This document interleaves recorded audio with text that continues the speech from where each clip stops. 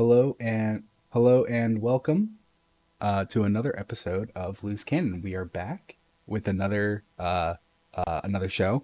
This episode, we are going to go back to Lightfall. We are going to be talking about the Last Days lore book. We're going to be actually reading this lore book out, so this is probably going to be a two-part episode, uh, 5 and 5 entries because it's a 10 entry book.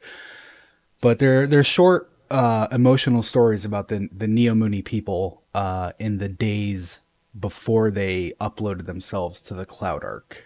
Uh, so how have your 2 weeks been right now? Pretty good.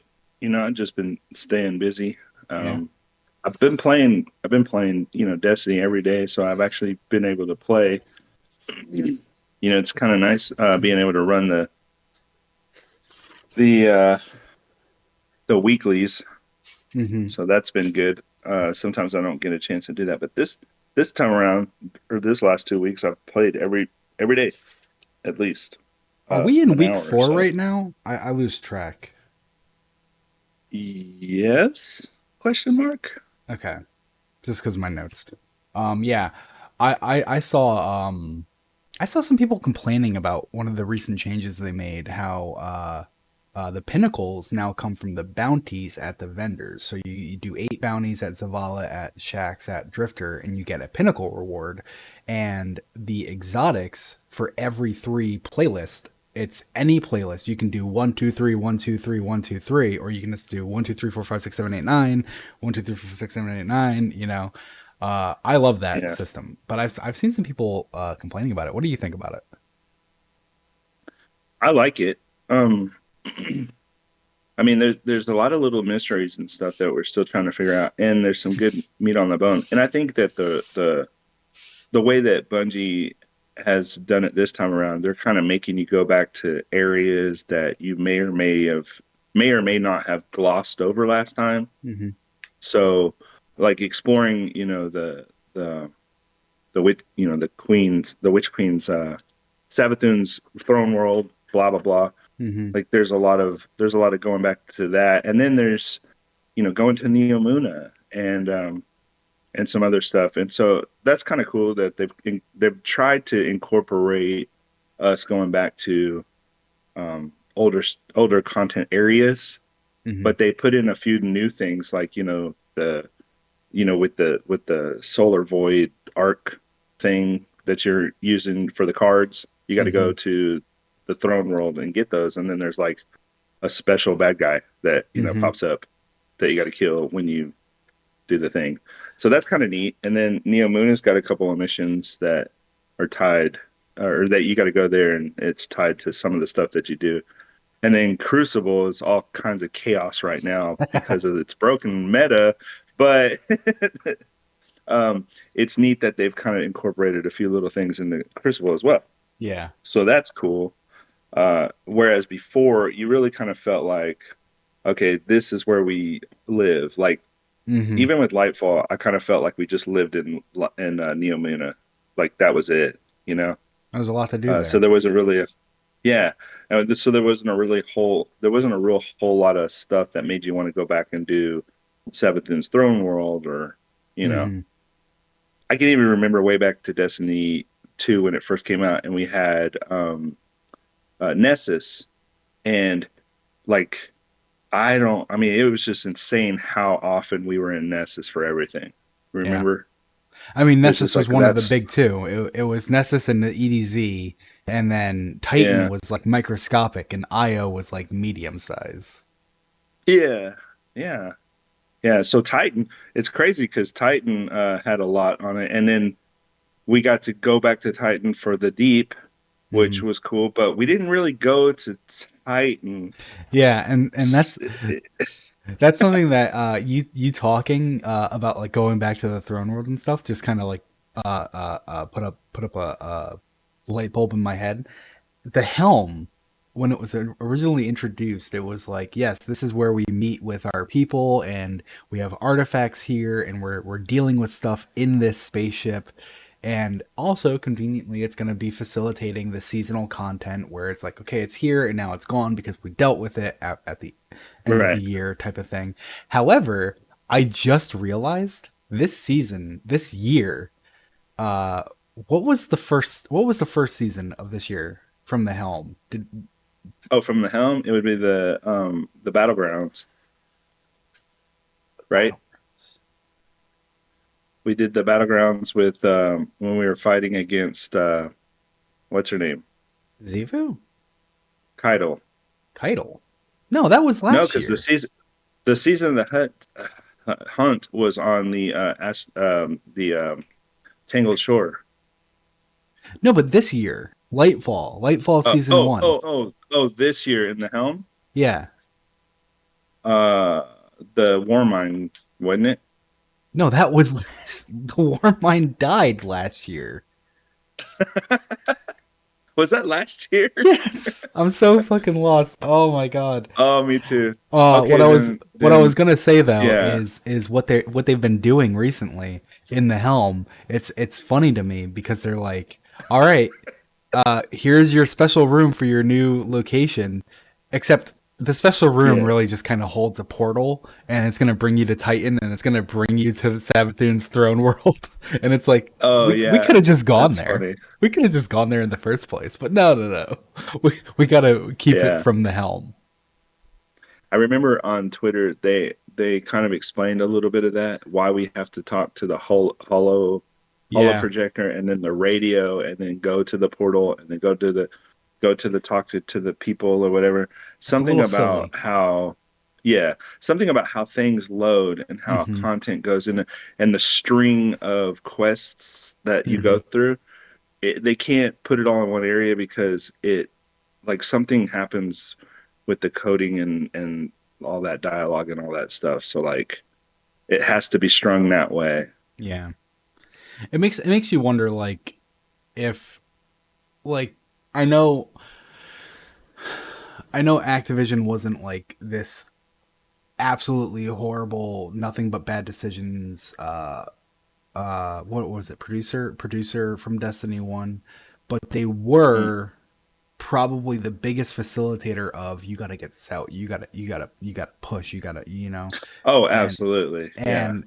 and I say that because like obviously Bungie has done things that we're not happy of recently without Activision, so I don't want to just be like it's Right. fucking Activision, but like when it comes to stuff like that, I feel like it almost has to be. I mean, we know for a fact it was, in fact, because that's why it was like Rise of Iron Yeah. came out where it was like it's not ready, and they're like, well, you have to, and they're like, all right, Yeah. and Rise of Iron was Yeah. great, but um, so it just makes it's one of those things that makes me wonder where it's like if Activision had less of a foot on the pedal mentality for Bungie, if they were like make it right, take another year if you need to, make it right. And Bungie did not have the spaghetti code, as I've heard it called, where they Yeah. have to invent like we we go to the holo projector and then we go to the radio and then we go to a conversation where it's like couldn't we just go to the holo projector or the radio and then a conversation? Because I get the difference between like animated conversations and holo projector, but holo projector and radio are like they're the same in my fucking head. They don't neither one really Yeah. It makes me wonder if it has something to do with how our accounts are held. You know, like mm, they like it knows what we've done and completed mm-hmm. Yeah, I based on mean what we probably. clicked in the Yeah. game. Yeah. It's like one of those things where you could run so fast in the story missions, like back in Destiny One, or the strike missions, where it's like it's like dialogue one, dialogue two, dialogue three, dialogue four, but you run so fast, dialogue one, dialogue four, and then the game kind of stutters, dialogue two, dialogue three, where Yeah. it's like, oh, you got here too fast, which triggers I remember dialogue that. four, but we still have to Yeah. play two and three. Yeah. Maybe it's something like that because of the questing system. They were just like, if it all came from the same one, it'd be like, I don't. You went to it. I don't know what Well, the fuck you did. it's like the veil containment. If you didn't go in there and listen to any of it at this point, if you went in there and just dropped in there and started, spamming the button to Yeah, listen to all the radio messages with, Chioma, it'll just hmm play them all back to back to back to back. it did for me. That's what I'm saying. It'll do that. It'll Oh, just play oh, them all yes. back to back. Yeah. Yeah, so that's kind of cool. And then like in the holo projector thing, if you didn't ever listen to any, well now you have to, but like Yeah, because before, of the like on the quest. farm when we had the holo projector, you could just keep Yeah. spamming it. I remember that because Yeah. it was like an optional thing. It was like, remember to go to the holo projector after this Yeah. mission so you get your lore entry. Yeah. Yeah, that's right. So so yeah, it does kind of it's kind of good, but then also it kind of sucks because don't you feel like you're just ping ponging all over the I solar do. system? I really do. And it's a little Feel like exhausting. yeah, Like, go to the helm, go to the planet, go to the yeah, helm, go to the tower, go to the helm again. No, yeah, okay, here's your reward. yeah. That's like what that's the beauty of cutscenes because like all the information that you get from the like helm trio of interactions could potentially be facilitated with a cutscene. So it's like you do the story mission, you get your cutscene, and then you're Yeah, done. Or you do your yeah, next story mission, and your next story mission, you get your cutscene, and then you're done. You know, yeah. however it would pan out. But yeah, It's a cool trick. I mean, it's a yeah. cool tool, whatever. I don't know what You you'd got want to to get call it, but creative in games like this, and you know, props to yeah, them for how they made it work to get us more voiced interactions. Better, obviously, it's better to have voiced interactions than just a bar on the screen that says words.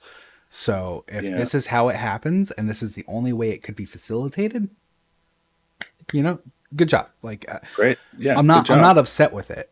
It's just it sitting taking like looking at it, you're like that's a little silly. So right before we get started, let me ask you a real quick question. Okay. So it's next year, Hmm. like it's literally next year this day, and we know what the conclusion of Light Dark Saga is going to be, and then we possibly know what Bungie has in store for after this, right? Okay. What what would what would be cool for you? Would you like to see like a whole nother game that was like a prequel to Destiny or a spin-off to Destiny, or would you Maybe. like a continuation of what we've been doing? I would not like a prequel Okay, because I feel like in most cases prequels don't actually offer enough because you know okay. where that you know the ending already. There's Well, it's I asked one of these three because I asked these three because Bungie has done all three in the past with Halo. Yeah, and that's what I mean. Yeah, so that's a good point. Um, Okay, Prequels can be successful. I don't think in a Destiny verse it would be because, okay, especially because our history, our Destiny okay. universe history is so incorporated just in mainline Destiny. All If right, so it I'm gonna make a case. I'm gonna make a case for all three, but um, so you don't want to see a prequel, yeah, but would you want to see a whole nother game I would be very interested. that was just that I was would be just a interested. different that was just a different Destiny? It would be Destiny, but it would be a Mhm. whole nother game in the same like universe. I would be interested solely if I wouldn't want it to be like Destiny stripped down to bare bones. Like it needs to do Okay. something different. Even if it was just like you're a different alien race and they have Yeah. light abilities. Maybe not Okay. abilities. They have like light technology, kind of. I guess kind of like Halo. I'm not a Halo guy, so I can't say Sure, sure. where No, no, it makes where sense. it's like we have like light mech suits and it's like we do these things with it, you know, and it's like oh that's fucking cool. Like Okay. that would be That's exciting cool. because it's different, you know. All right. And then the And third one, which was just continuation like, down. yeah, Obviously, I'm down for don't continuation.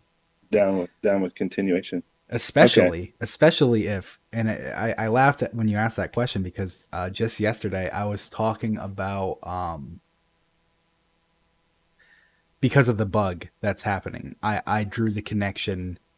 Did you see the hollow denial with trinary vision? Yeah. Yeah, so Hollow Denial is a trace rifle, and the Trinary Vision Yeah. perk is from the Dead Messenger grenade launcher that shoots Yeah. three waves. And when you put them together, the bug makes it so at the end of the trace rifle, which is maybe about like 15-20 feet, it basically just drops a Telesto orb. And Yeah. so, because it's a trace rifle, it doesn't fucking stop. And I saw that and I was like, man, that's so funny that somehow, even though Telesto's not involved, it's still breaking the game. So broke the game. That's And funny. I was talking to my clan about it, and I was like, it's funny because it's a cassoid weapon. Dead Messenger is a Yeah. cassoid weapon, and Telesto's a cassoid weapon, and we're getting more cassoid weapons this season, which I fucking love. They're so cool. Yeah, that's pretty cool.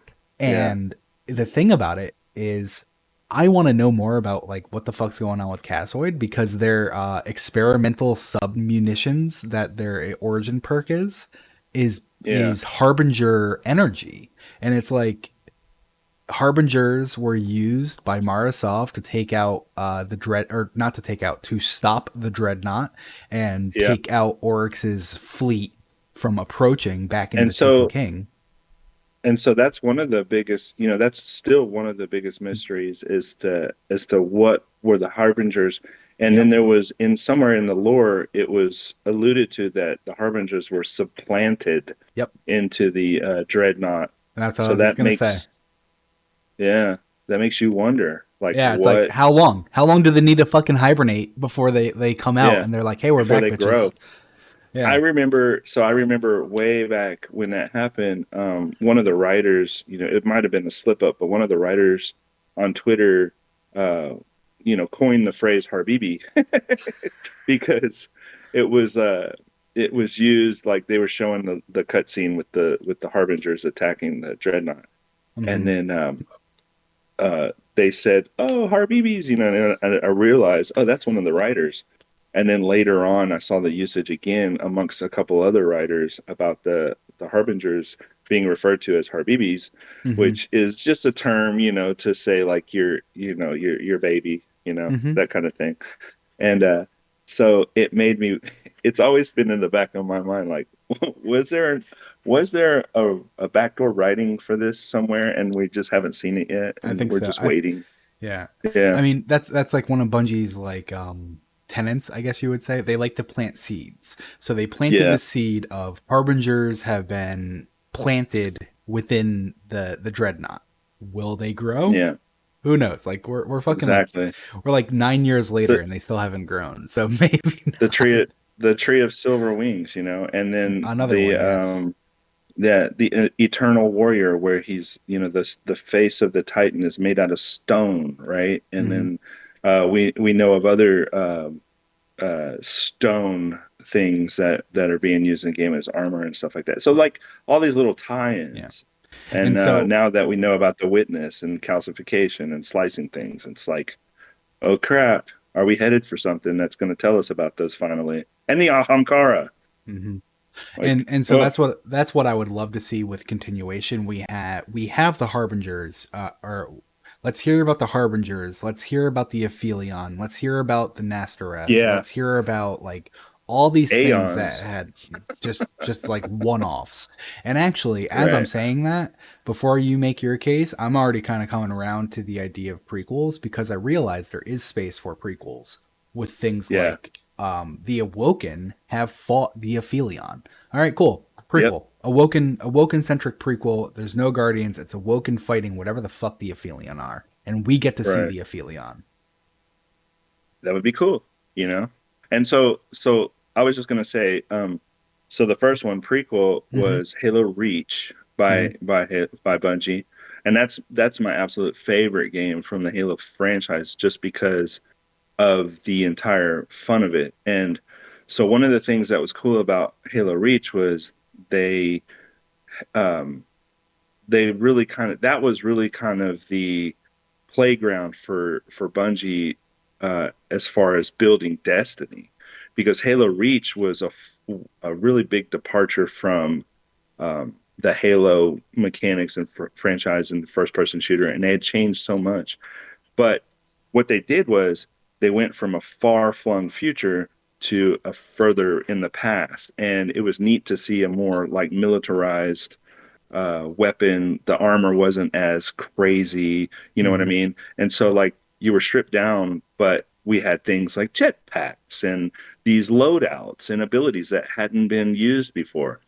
And what was funny about that is so case number two, which was a not a prequel, which was a whole nother game in in the Halo universe, was ODST. Mm-hmm. And so ODST was a part of Halo 3, but it was ODST, it was its own standalone game. Mm-hmm. And ODST was right before Halo Reach. And ODST was the first time they had done something that wasn't Halo-esque. And ODST, you were a stripped down Marine, you weren't as strong, and you could die a lot easier. And you really had to rely on health packs and picking up weapons from your enemies. But ODST was cool because it was the first time they ever played with an open space, um, uh, open world, semi-open world. Because in ODST, what you had to do was you had to walk the cities of New Mombasa and find what happened to your drop team, and then that opened up a whole cutscene mission, story mission, all that stuff. And so that was just like what Destiny ended up being later. And so that would Mm-hmm. be the standalone other game, and it was Mm-hmm. very successful. But then a whole nother game in in the Destiny, like a continuation of Halo, was right after they did Halo Reach. They went so far in the damn future that people were just like, crap, we went from this really cool militarized stripped down world to now we're like skipping everything that we knew before that and going even further in the future where we're fighting alien AI robots that we had only heard about in lore that are tied to the Forerunner, and they're called Prometheans. And then we were just like, and so a lot of people had a lot of disdain for what happened to Halo because of that. Mm. And I can see aside why. from Like that, that's a that's a weird yeah, shift to make. but aside from that, it was one of the best story missions because it had, Cortana dying, Mm-hmm. supposedly dying, and there was a really big story dynamic. And then it had the Didact, who was like the big bad guy, who was kind of like the witness of Halo. Mm-hmm. And so we had to take him out because he was going to destroy the universe. And so anyway, so that being said, they have it in their toolkit to know, but to know what to do and what not to do this Mm. time around because of the pitfalls that they've fallen in before. And so it Yeah. makes me wonder, like, what could they do? Like, what would you like to see? And so I don't know. So are you leaning more to a prequel? Well, I mean, I'm still not leaning to a prequel. I think I mean, I know what they're gonna do. They're just gonna continue. I don't think they're gonna spin Yeah. off. Um, Okay. and I don't think they're gonna prequel. Okay. But but yeah, what I really hope for with their continuation though, because they are continuing post Final Shape with 3 episodes, and they haven't said what happens after those 3 episodes. And what I'm hoping they do is they don't release another expansion until they're ready to. And just like, okay, it's three Yeah. episodes, it's 3 more episodes, however, take as long of a break in between as you feel necessary. Like, I feel like the live service game model has kind of run everyone ragged at this point, where people are exhausted from playing. Bungie is exhausted from trying to keep up with the writing and the development of it. Like everyone on both sides needs a break to just kind of like Yeah. refresh. And I think it would be smart and healthy to even if they were just like, all right, after the 3 episodes, we're just taking a year off, have fun with the 3 episodes. Like, all of the story content for them is there. Final Shape is there. The raids are there. Kind of do like an Age of Triumphs thing, like maybe to like Yeah. re-incentivize just like playing en masse as you please. You don't have to, but it's there for you. And the only thing they would continue to do is like artifacts, just like rotate artifacts. Don't even make new ones. Just rotate Just artifacts. rotate them. Yeah, Yeah. just Sure. Why not? rotate the artifacts you have, because you can pull them. Did you know that you can pull artifacts from No, I collections? didn't know that. I If you didn't know that. pull if you pull your Season of the Deep artifact, you can get your Season of the Deep level from the artifact. What? I'm already past my Season of the Deep level, but so like day one, Season of the Witch, I could have been plus 11. Oh, damn it. Yeah, right? Isn't that crazy? I didn't know that. Yeah. I didn't know that until like last week. Oh man, I'm gonna play around with that. Yeah. It's only Cause, Season of cause the some of Deep. the artifacts from before had better perks. Oh no, you don't get the perks. Oh, you don't get the perks? Damn I it. fucking wish you did because Season of the Deep had the best void build for me. Yeah. I think it Yeah, was it really did. yeah. I miss my voice. It's still good. It's just not as good. And that's the other thing that I'd love to see if they were to do that. If they're just like, fuck it, here are the artifacts. Like if the artifact was just like another like piece of armor for you to equip. It's like here's your artifact, here's another artifact, and each one was like craft. I don't know a word to say it. If each one was independently balanced, if it was like here's your deep artifact and it has its own balance, and then here's your witch artifact and it has its own balance, but you can't use perks from both. You can only use perks from one Right. or the other, and From it's one or like the other. and it's Yeah. like, yeah, here's my void build. It uses the deep artifact to get these perks. Here's my witch build. It uses the witch, or here's my strand build. It uses the witch artifact for these perks, and etc. Because it would. I love that fucking strand kills generate heavy ammo on a hunter with the fucking Beyblade that you get throwing. Have you been using that? That thing's so fucking awesome. That is so fucking awesome. I love it. Yeah, Oh, that's cool. all right. We we should get into the Yeah, we show. better yeah, All let's do right, this. you want to do the lore card? Oh yeah, we got a Okay, lore so card. brought to you from Destiny Armory Defined. I remember this time our weekly lore card. Okay, so we were having a little trouble with the pronunciation because, we read, and how do we pronounce things when we read it, right? You don't hear it being spoken to you. But so this one was the Eleatic principle, or maybe they do pronounce it Eleatic across the pond. I don't know. But the Eleatic principle is it's a heavy machine gun that we got from the season of the witch, and I'll do something on these later. But there's some cool stuff about these. These are all. I would like to say that all of these weapons have a lot to do with the dynamic that's happening between Eris using the hive magic Mm-hmm. and its correlation with Savathun and Zivu and probably the hive as a whole and what's going on. Because they all have they all have really cool flavor texts and lore that go with them. Um, but this one is particularly interesting because the Eleatic principle is a philosophy which asserts the existence of an eternal, unchanging, singular reality and denies the validity of the physical world of appearances. So it challenges the nature of reality and emphasizes using reason and rationality in attaining true knowledge. So, what does that mean? Well, the Eleatic principle, also known as Eliticism or Eleatic philosophy, refers to the philosophical school of thought that emerged in ancient Greece, particularly in the city of Elea, which was founded by the philosopher Parmenides in the 5th century BCE. So, this principle centers around the understanding of reality as unchanging and timeless. And it's an entity that emphasizes unity, stability, and the immutability of being. So that's a lot of words.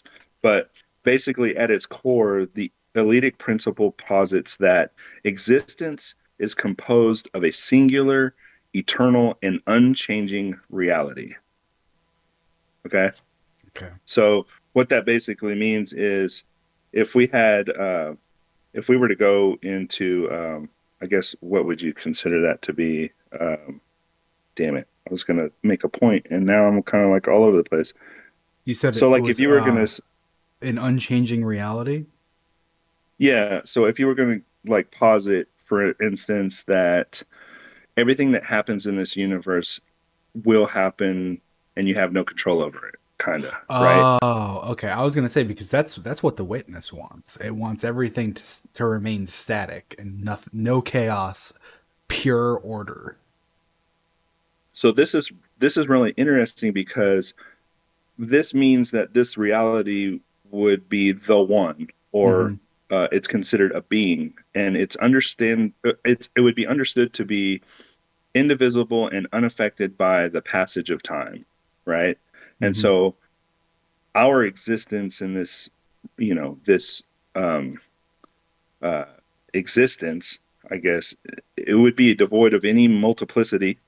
There would be no alteration, and it would consequently be immune to generation, corruption, and any form of change. So by this philosophy, everything has already been written. Everything will happen as it's going to happen, and it's you can't do anything about it. Hmm. The decisions are laid out in front of you, and it's going to happen regardless of what you think and do, right? So destiny. Um, yeah. So there's like a double thing I like to play around with because the game is named Destiny and Guardians. What is the saying? Guardians create their own fate, Hmm. Create or but do make, they but control? same difference. Yeah, make their own fate. So Guardians make their own fate, but do they control their destiny? So If that's they always been the fun thing to do. Is like the question. The if they question make is their own how fate, much I control. imagine. Right, but they're not necessarily synonymous. And so anyway, I like to play with that sometimes Okay. because what are we doing? What are we doing? Well, Anyway, I'm taking advantage of the weapons glitch and just grinding like lost sectors and shit, trying to get some better armor drops. yeah. Well, I mean, we all have is that of your own free will, right? So like, or is your character in game have his own free will? I don't know. You So know, I I don't know if I should hold myself back on spiraling. yeah, yeah, it's okay. Okay. Have you ever read the King Killer Chronicles, the series? No. In the second book, the main character encounters a creature called the Cathay, and he doesn't know much All about right. it. And it tells him a whole Sure. bunch of terrible things, and it's like, yeah, I know everything, blah blah blah. Everything I tell you is true. And then he has a trustworthy source confirm that everything the Cathay says is true. And Okay. then he has a later, also trustworthy source say that the Cathay is pure evil and it knows the future, it knows all futures, and it only wants like chaos and destruction. So anyone who talks to it will then go on the path to cause the most destruction type of thing. And so it was like Uh, it's they were like he's like freaking out and he's like really depressed over it, and someone was like another character was like when you ate that fruit it still tasted sweet, you know, like just because the Cathay exists doesn't mean like all this stuff, and he's like mocking him and stuff, and he's like he's going to punch him, right? He's like, stop mocking me for my fear of the Cathay. And he goes, the Cathay knew you would hit me. This is what it wanted to happen. And he like stops about to punch him. He's like, oh shit. And he goes, the Cathay knew you wouldn't punch me. This is what it wanted to happen. He's like, I'm gonna punch you again. And it's like you kind of like wrap yourself up in this like you don't you never yeah, had control. You know, it's right. or you it's kind of like a Schrodinger's control, right? You always Exactly. and never have control over your fate Yeah. or your Yeah. destiny. There's a binary and it's just it's you can only choose one or zero, and Yeah. no matter what you choose, the codex is going to create the end result the same. Yeah. So the only thing you can do, it's kind of like the winnower and the gardener. Is like the only thing you can do is refuse to play or remove yourself from the game, right? As we talked about before. So I was so okay. So that's pretty cool. But so to go on. like in its whole in its entirety, this is a weird concept to wrap your mind around, especially like because there's like some really high-minded concepts to go into with this, and obviously it's a philosophy, so there's a lot to unpack, and like I won't do that to y'all, but Hmm. there is this neat thing that kind of happens. Um, so so one of the primary proponents of the elitic principle was that it argued that reality is uncreated and indestructible, existing as a complete and perfect whole. All right. Um, so the philosopher that came out with this, Parmenides, he claimed that any perception or belief in change is illusory, asserting that true knowledge can only be attained through rational thought and logical reasoning.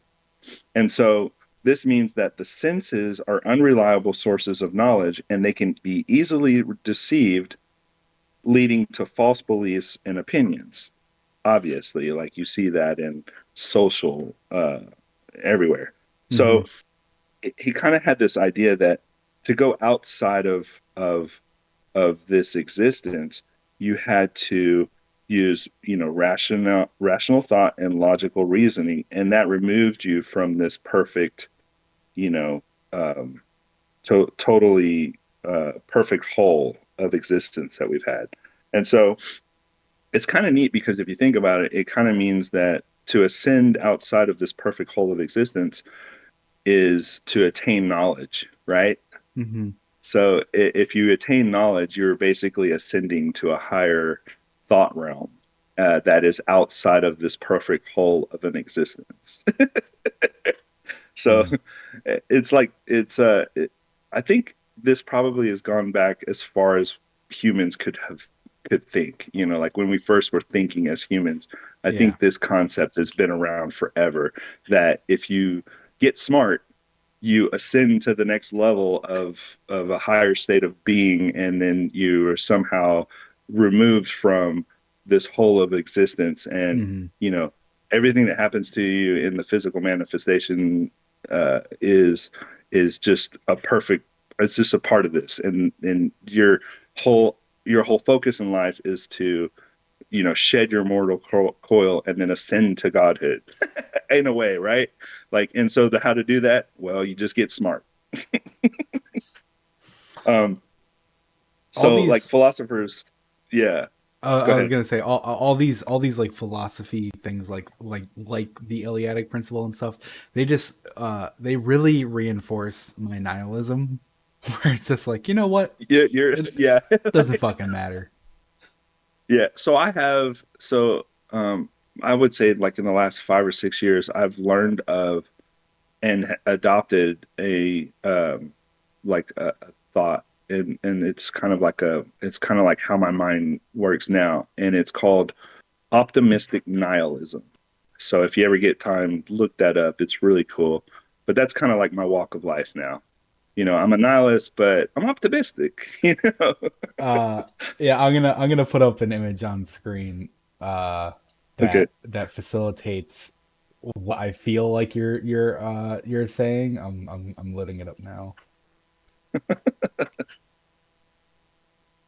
So, because this is it exactly. For anyone watching, it's a common Yeah. meme of nihilism where the It's stereotype is nothing in life matters and it's someone really depressed, and the reality is nothing in life matters and it's the raddest dude you know, and he's very yeah. happy Why is there a shark in the background? because he's fucking rad, man.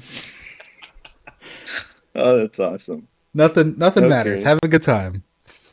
Yeah. I mean well, yeah. So that's pretty good.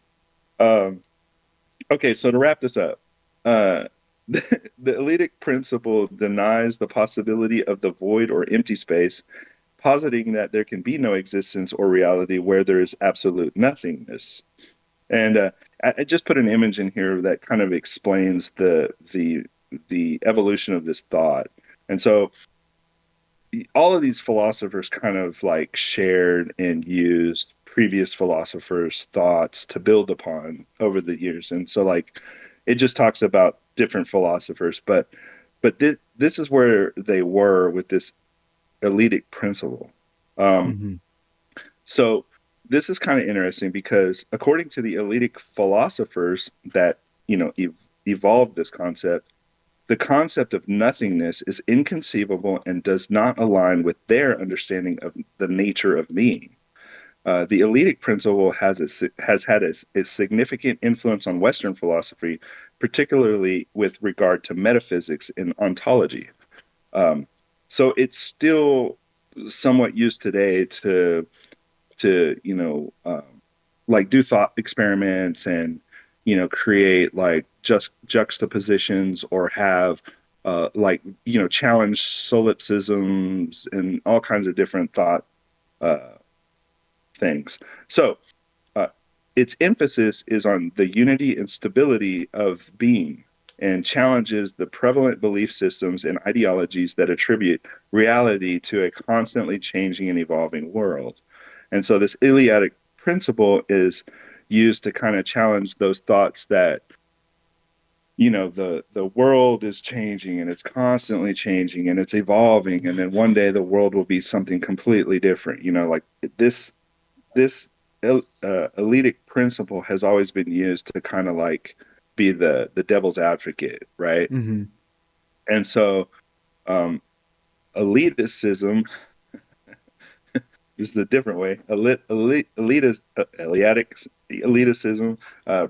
prompts Elitism. philosophical, eliticism. Oh, Uh, elitism? It's actually elitism? yeah, Okay, that's yeah. confusing. So yeah, I know. So it prompts philosophical inquiry into the fundamental nature of existence, the limits of human perception, and the nature of truth and knowledge. And so this is why this is cool because in this gun, going back to Destiny now, after all of that, the flavor text and the lore, but the flavor text explanation leads to contradiction. That is actually a play on another concept, which is proof by contradiction, which is exactly what the elitic principle does. It is used today to create a proof that contradicts other beliefs or other philosophies. And so it's very much used a lot of times to, like I said, devil's advocate. It's used to counter other philosophies that arise or like, you know, posit these different, social experiments and whatnot. So proof by contradiction is determining the truth of a statement by assuming the proposition is false.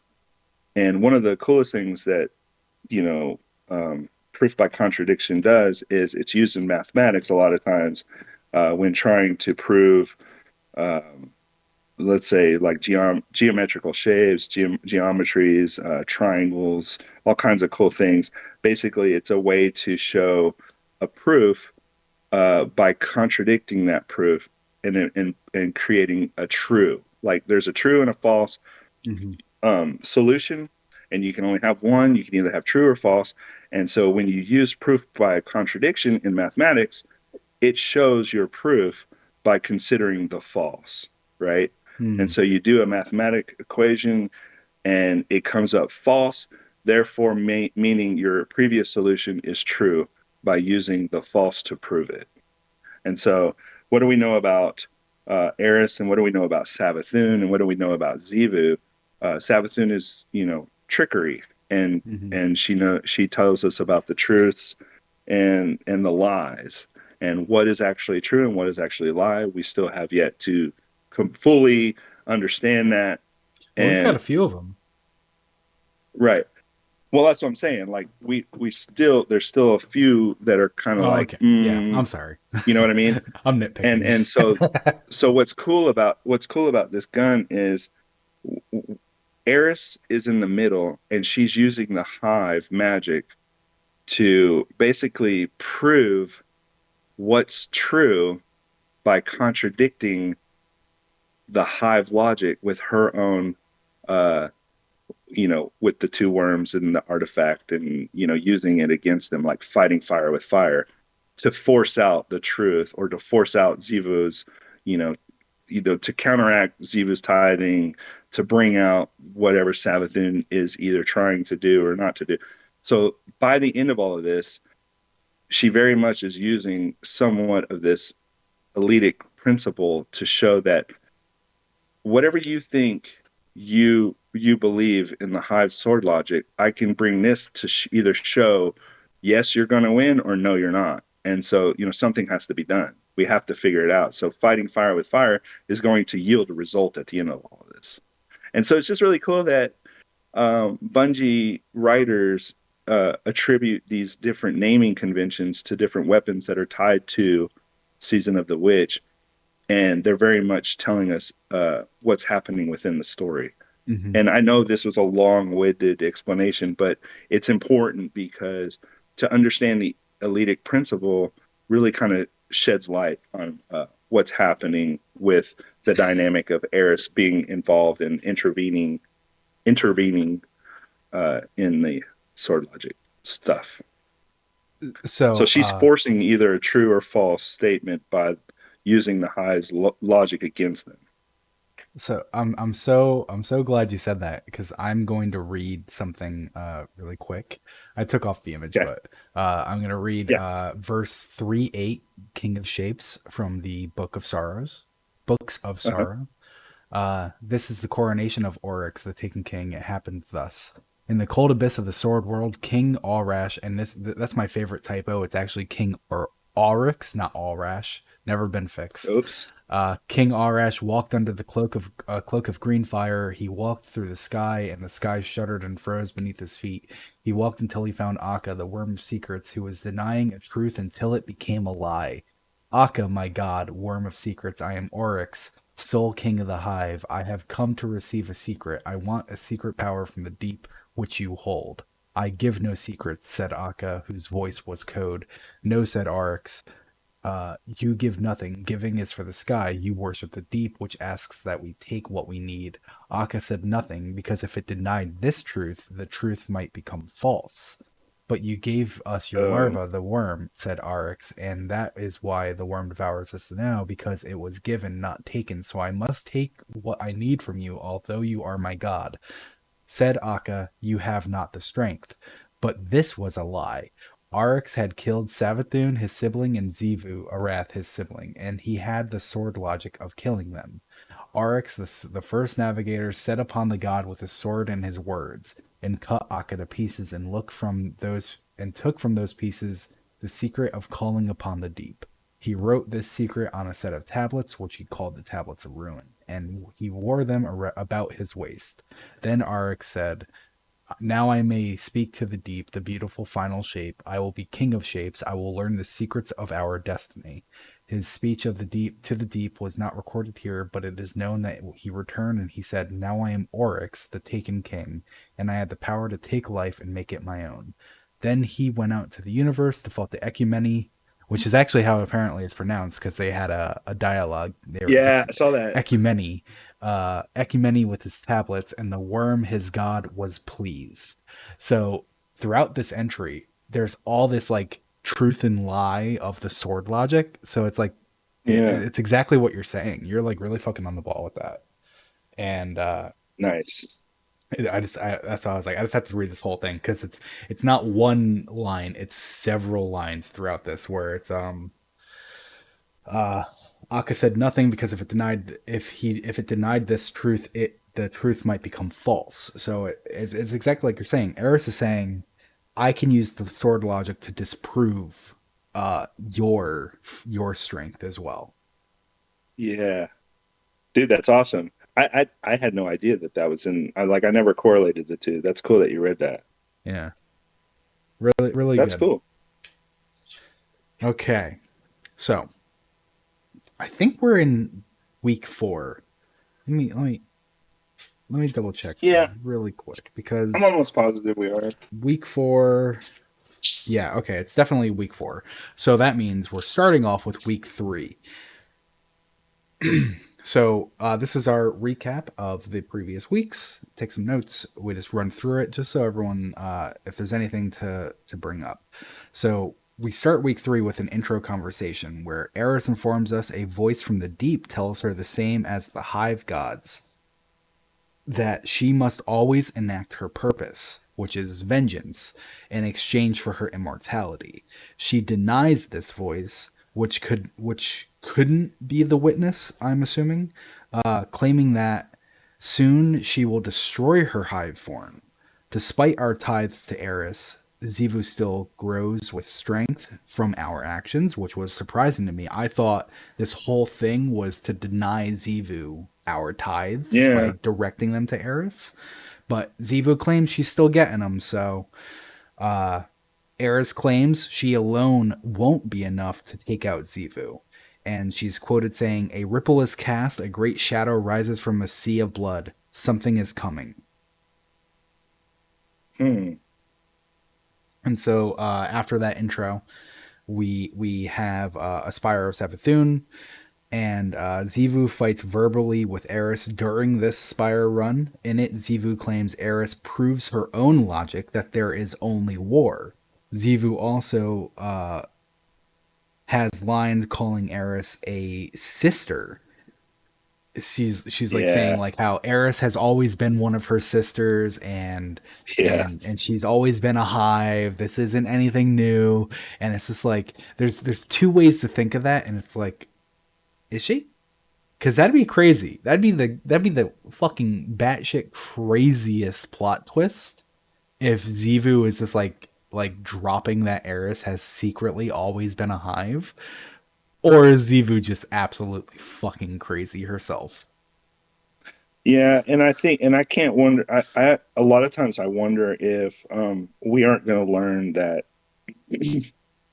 what they mean by that is um, everything that the traveler has done to create us or to allow us to be light bearers Mm-hmm. comes from the same source of energy that allowed uh, the hive to exist in the first place, and that maybe the witness isn't necessarily, primarily responsible for us becoming light barriers, but in Mm-hmm. a way is. So that's kind of where my mind is going. Well, And the what do you so mean the like, witness isn't responsible for us becoming light bearers? Because I would absolutely say the witness isn't responsible for us becoming light bearers.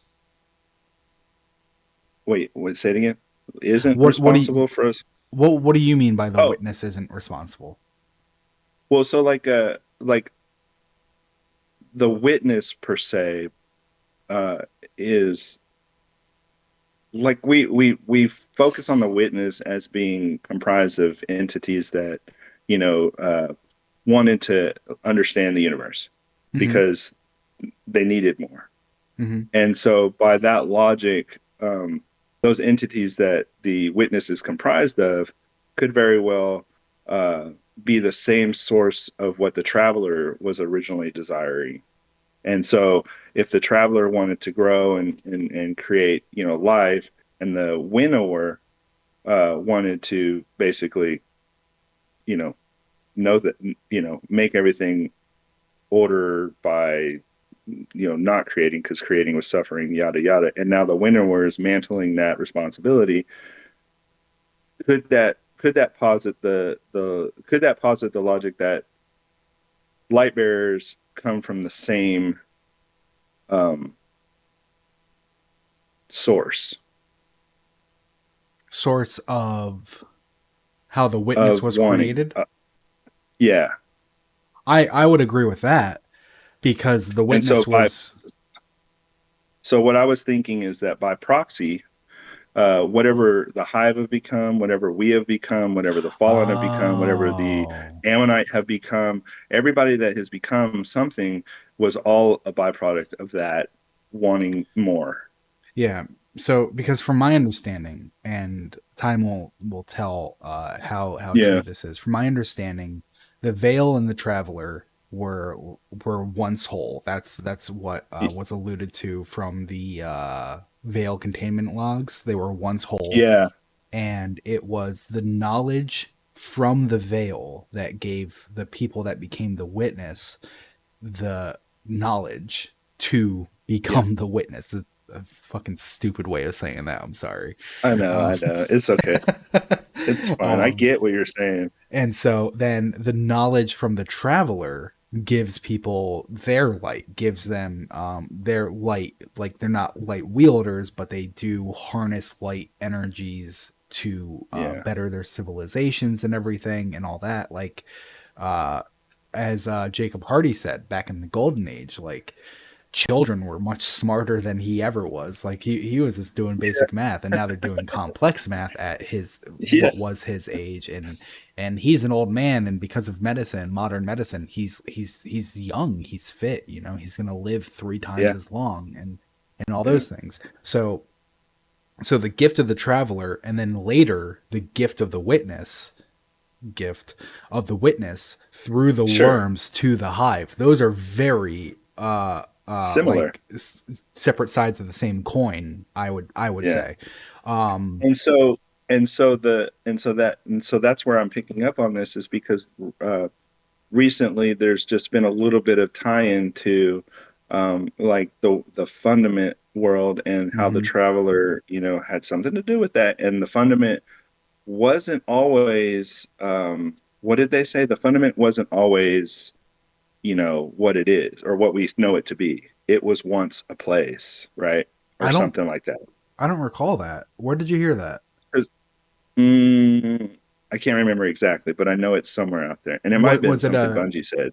Oh, okay. I was gonna say, was it like a spire? Because maybe I just didn't get that dialogue. I don't think it was a Spire. I think it was something that Bungie said during the live stream, or it was Oh, something they said. yeah. Yeah, No, that and does so sound familiar. Yeah. so basically they said that the fundament wasn't always what we know of the fundament in Hmm. lore. Like we Hmm. know what we think of the fundament in lore is like this big area that's like I don't know how would you explain it? Just Well, I would like call it a gas giant so massive that it pulls other planets into it. and on in that gas giant somehow there's like There's big like rocky masses of layers yeah, of floating mass that were right. planets pulled into it. That like And up so here you like have one layer and then another layer and so on, yeah, where yeah, different societies have lived, struggled yeah, to survive. Yeah. yeah. And so what they were saying was that it wasn't always that way and it was one big place that was, just whole. So that makes me wonder. I don't know. I don't know. It just makes my mind go to like maybe the big exploded gaseous planet that is Fundament or planet. I don't know what you'd call it. Realm Hmm. uh, may have been of one big, may have been one big, planet mass, whatever, before everything went to shit. Um, I feel and like so the it's. traveler left. Go Oh, ahead. okay. Okay. Continue. I'm sorry. But I was going to say the traveler left that. Left it So and then it how much of happened, the or caused it or and then at left. whatever happened, I don't know. I Well, can't I'm say asking what for you for think. I'm certain. asking what you think. I can't believe either one. All I know is Yeah. that the traveler was there, and so it would be stupid to believe that the traveler had no knowledge of the worms, in Yeah. my mind. So the Yeah. traveler has to have some sort of information and knowledge of the worms in a way.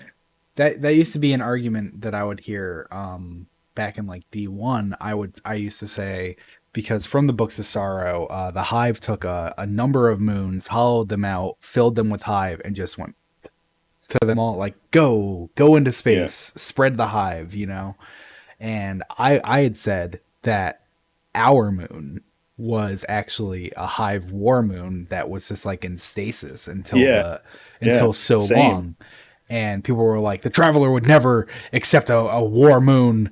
And it's like, well, I mean, maybe it didn't know. It's like, well, the Traveler is smarter. And it's like, well, maybe it's not. Like, like maybe it doesn't And that's fucking, you know.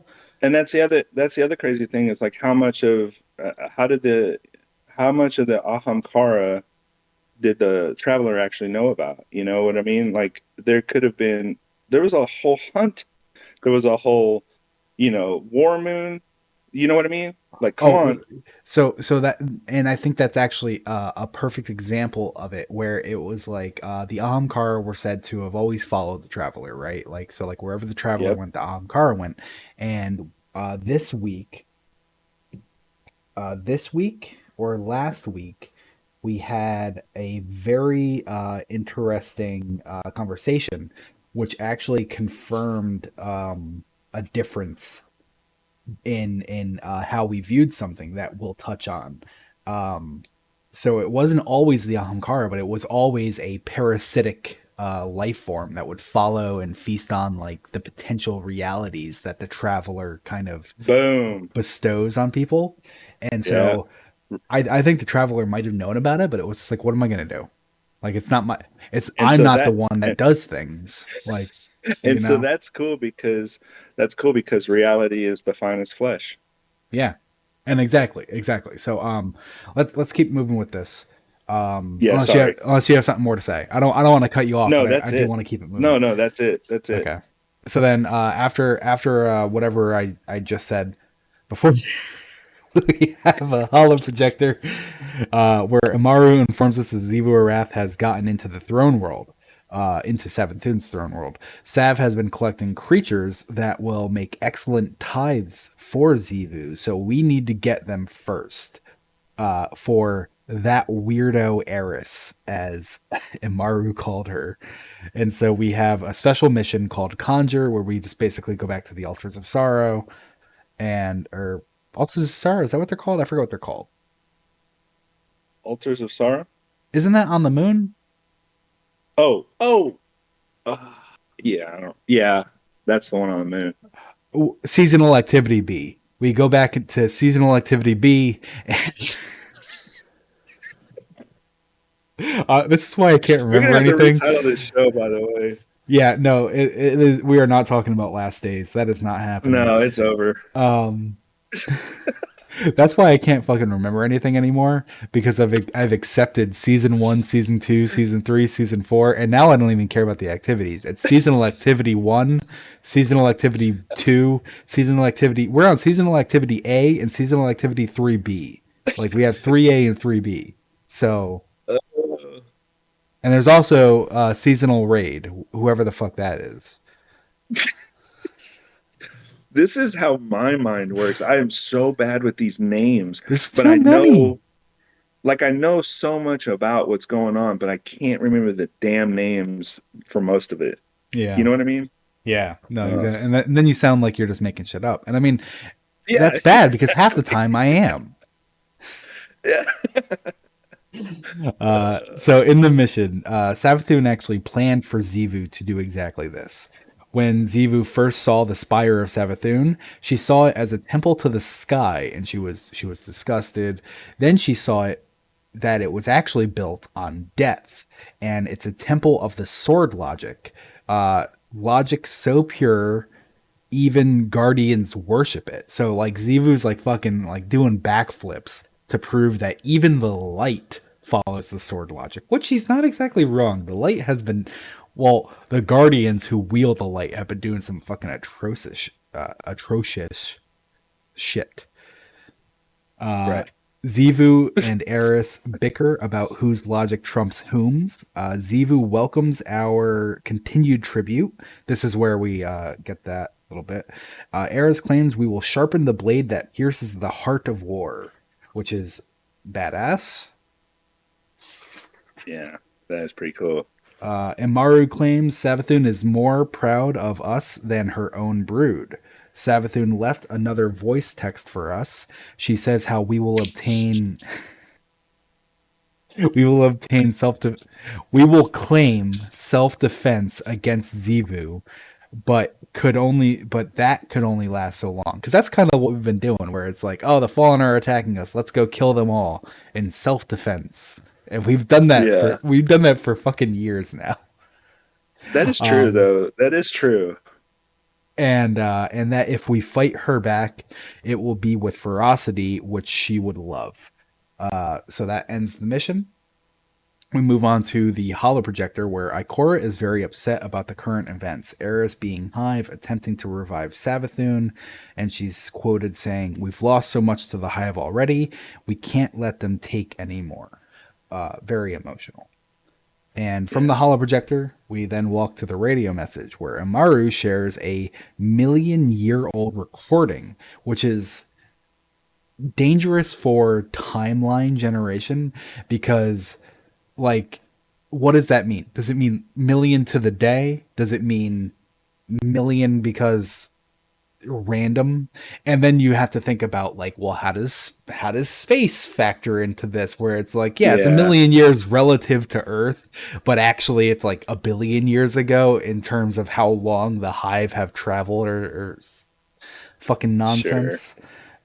So don't lean too hard on him saying million year when you come into timeline charting. Shares a million-year-old recording about how the Ammonites broke the Hive forces when they were fighting, but went to tend to their Leviathan. They had the Traveler, the Light, a Leviathan, but Zivu wiped them all out.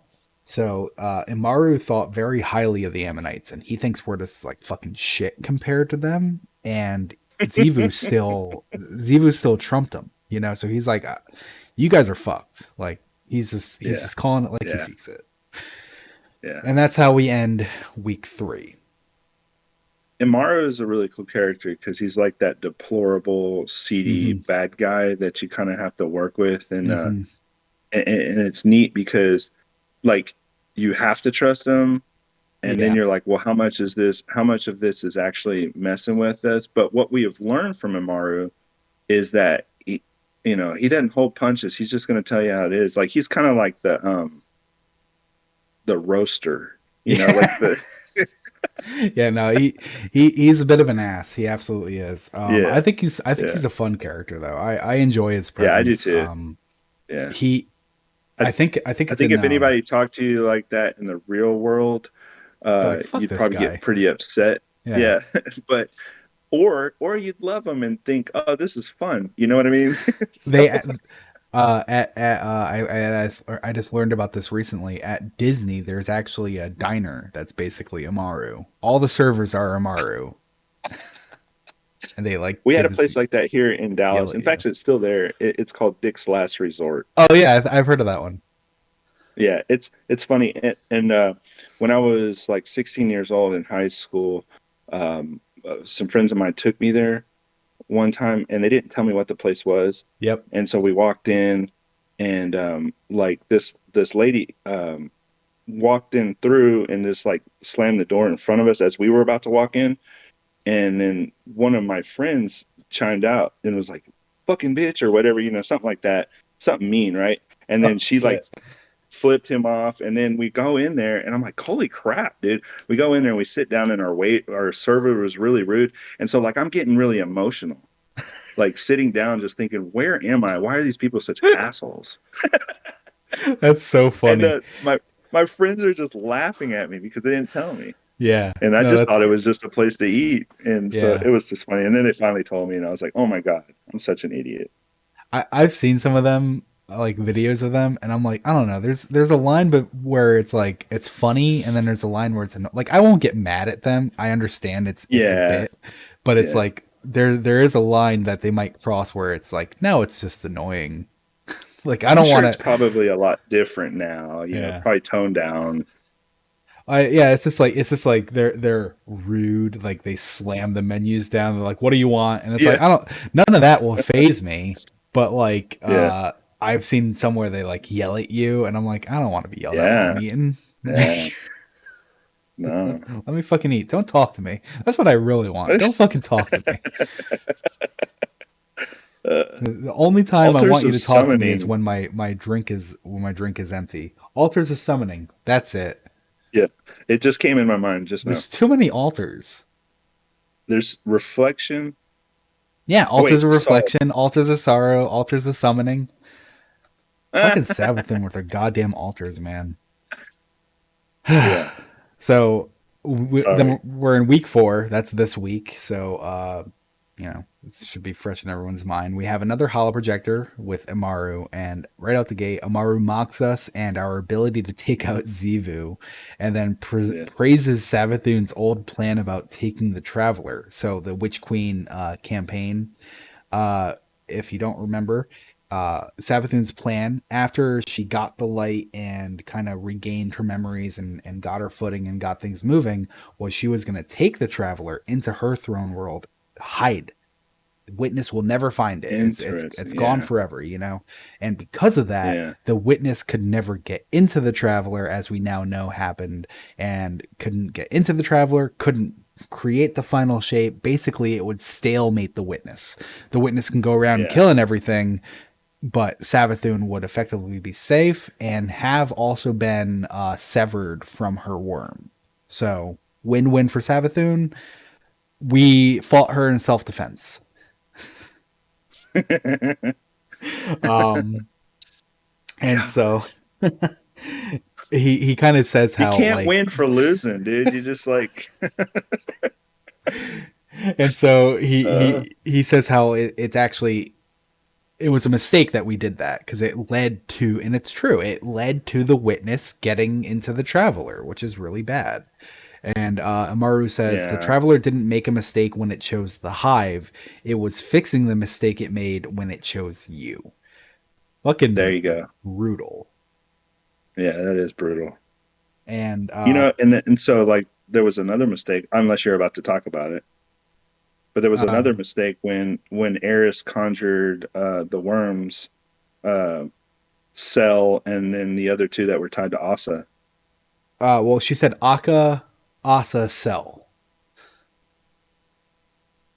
Did she say Akka? I thought she said no. She said two other worms that we hadn't heard about too. Oh no, And no. When she chanted, she said Aka, Asa, Cell, and yeah, but then then she says three other worms, which was Cell was one of them. yeah, that was week 2. And so then she laments and says, "Yeah, I basically messed up because Ikora was like, hey, I'm sorry, God dang it." Sloan was like, "Hey, what's going on?" Blah blah blah, and then Asa speaks through Sloan, and then Ikora chastises Eris a little bit about it, and then Eris is like, "Yeah," but like doesn't really apologize, just kind of like, "Yeah, my bad." Oh yeah, that should be coming up. Yeah, sorry, No worries. I didn't mean Um, to jump ahead, but yeah, that was a mistake.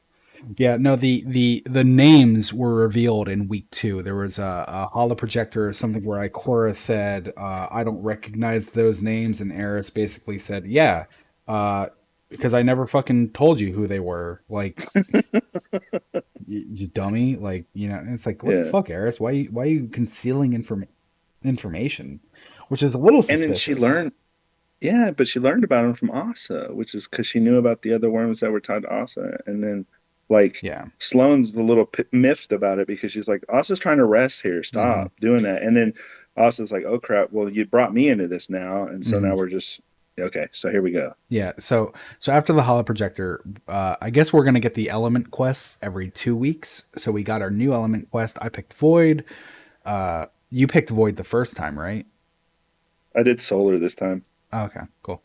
And so then after that, we have the Ikora conversation, which at first it was, I thought she was like, let's go to this side of the helm where Eris can't hear us. And I was like, oh shit, she's like doing this away from Eris. And then I realized Yeah, it wasn't away from Eris, it was with Asa. And so yeah, Ikora confronts Sloane about Eris being bound to Asa. And she says, to defeat your enemy, you must become them.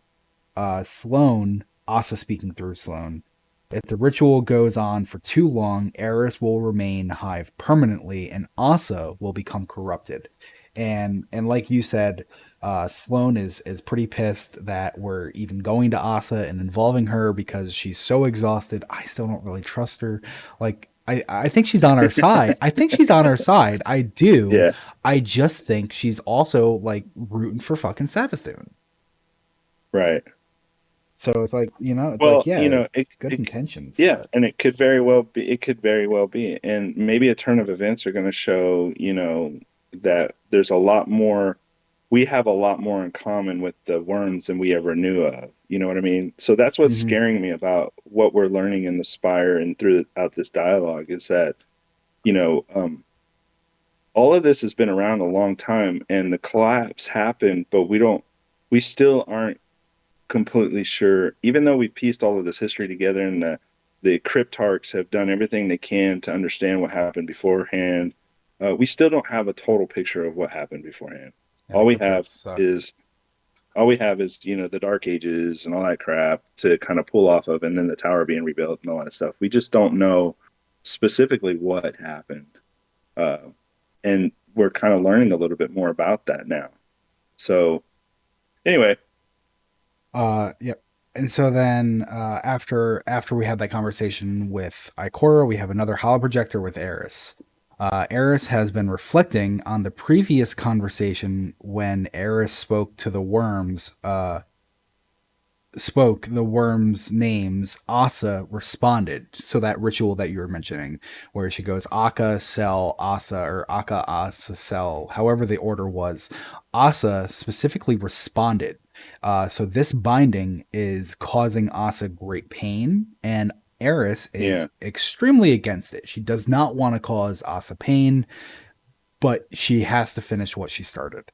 So she asks us to remain by her side because even though she's like very confident that she's not going to fuck up, she's like, "But remain by my side because if I'm in there too long, I need you to pull me out." And she says, "I refuse to become something I am not," saying, "I refuse to go full hive." But she's yeah. afraid that she might get a little lost in it. So potentially some scary foreshadowing going on there. And then in the final radio message of this week, we have the Eris and Ikora radio message where Eris is talking about how worm gods extract their sustenance from the space between what is and what might be, between actual and possible. Mara believes the Thank you. same method is used by the Ahamkara, and so I wrote here anthem and a theme because we've seen that be tossed around in the o blank mine statement. And so Yep. Eris also says that this bond has not been attempted since the worm gods made their bargain with the witness. So not the worm hive pact, but the The worm witness witness. pact. So it's like a step above. Yes. This is like Yes. this And is so some like scary shit.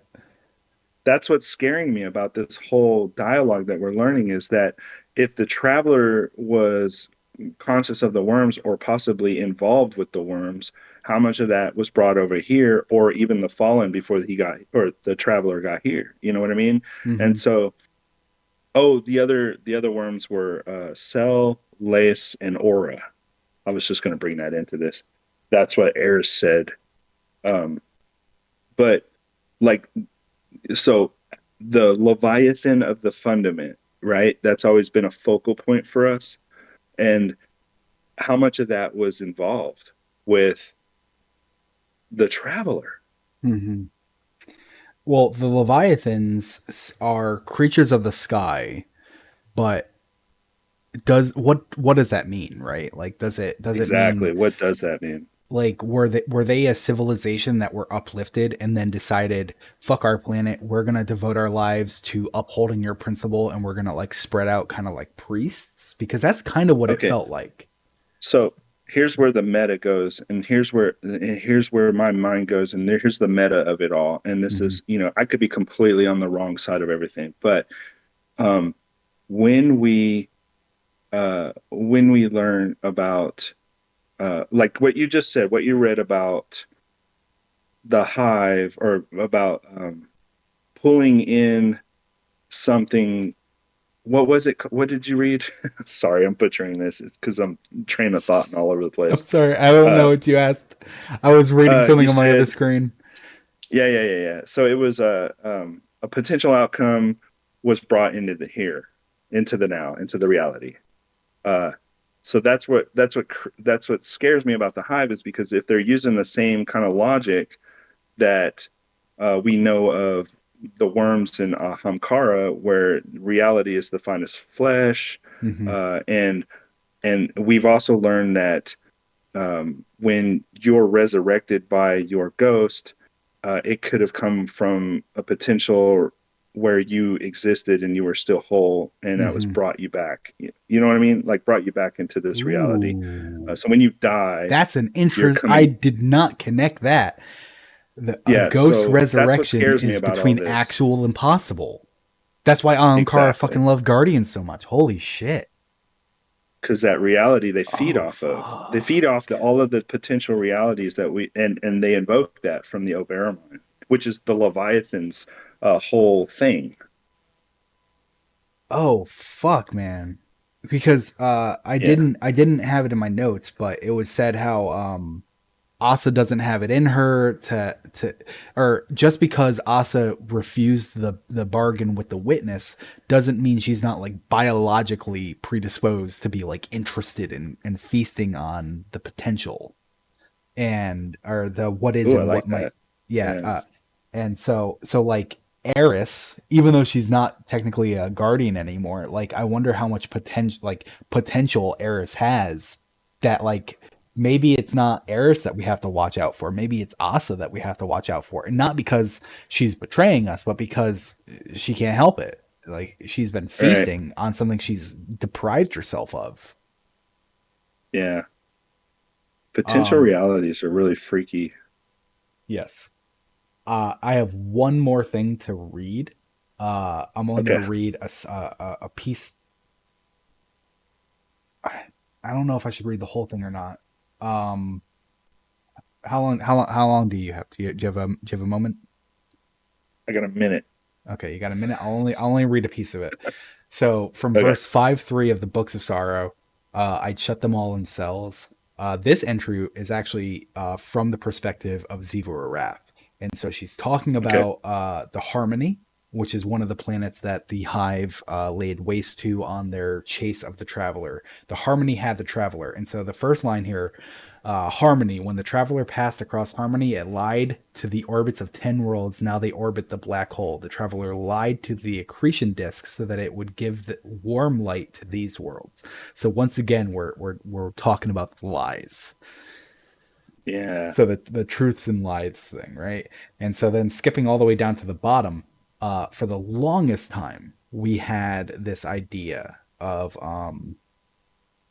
that the worm gods were Ahamkara, just that turned to the darkness, and we've been reinforced further and further that they're not. They're similar species. They're parasitic species that feast on potential, that feast off the anthem anatheme. But so then the last line is the dragons. Our gods should be ours alone. Their smug freedom is an insult to me. I'd shut them all in cells. Bring them to me. So now with this context of Asa having her siblings like Cell and I wish I could find it. I know I wrote it down, but I flipping It's through I can't. Cell, Lease, and Aura. Yeah, okay. Well, there you go. So then, all these siblings that are presumably no longer with us, some of them appear to have actually been with the Harmony, and they were Yep. helping out the Harmony like Asa's helping out us, Yeah. Dude, or you you're know, onto it. No, I think you're onto it. yeah. And so like this completely recontextualized how I read this entry where the dragons are worm gods that were not bargain that did not bargain with the witness. Yeah. Not bargain bound. Yeah, not bargain bound. Uh, All dude, right. this is cool. Man, we did not even get to that book. No, we got to retitle this one totally. Yeah, I mean I didn't retitle on the live stream, but I won't what do we call this? The one about everything Uh, except the last days. or the worm revolution Yeah, or what the was a bargain bound. The one yeah. about the bargain bound. I don't know. I'll think of something, I guess. All Okay. right. So our next show is going to be on October 1st. Look at that. Spooky time. Our next show will be October 1st. We will talk about the last days, and maybe within the month of October, we will even talk about what I can only imagine to be a third installment to the what are they called? Mm, episodes? I don't know. No, the Tales of the Forgotten. Oh, you're Because talking we about the Tales because Yep, we've had it for 2 years in a row. We've had two volumes, so I'm yep, anticipating a third volume in October. yeah. So yeah, we'll be back then and talking about hopefully the last days and maybe not. If you want to find us at Loose Cannon Show on Twitter, our pinned tweet has where we post the show everywhere. It's gonna be on YouTube. It's gonna be on Spotify. It's gonna be on Stitcher, Apple, Google, everything you use. So that's gonna be it for us. Bye, everybody. We out.